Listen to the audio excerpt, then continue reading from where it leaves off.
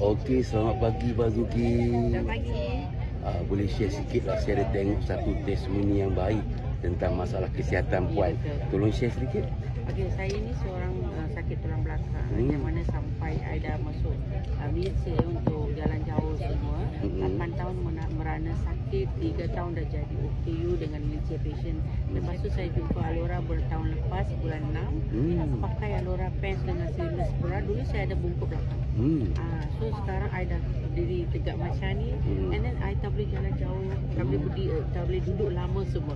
Selepas pakai Alora pants dan seamless bra, dalam 2 bulan masa sahaja boleh dah berjalan tanpa wheelchair. And then hari ni saya berjalan dekat Great Wall China. Ya. Berapa jauh, ya. berapa trailing dia punya perjalanan kan.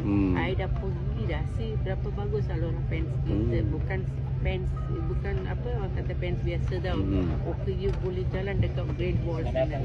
Berjalan jauh-jauh, panjat, turun, panjat, naik, turun. Memang strange, betul kita punya perjalanan ni. Finally I touch the Great Wall. How great kita punya BE daripada OKU ke Great Wall sini. And then saya qualified untuk satu tiket Beijing. Next I fighting for the Seoul, Korea. Kalau I boleh, kenapa orang tak boleh? Tak boleh. Try, mesti kena cuba baru boleh dapat. Just join BE, contact Ince.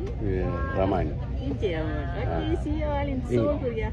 Balik tadi pakaian, selain pada seluar Alora, apa you pakai? I makan bilik Shirato, next Bayu, Spirulina of course selalu ada, and then Live Pop. Macam sokin? I pakai stocking, bra, t-shirt, I pakai pants, boxer, full set ni. Scarf, saya pakai full set. Ya, tengok kami jumpa di dalam kapal terbang untuk balik ke Malaysia selepas pergi Beijing dan naik Great Wall of China. Okey, terima kasih atas perhatian. Bye.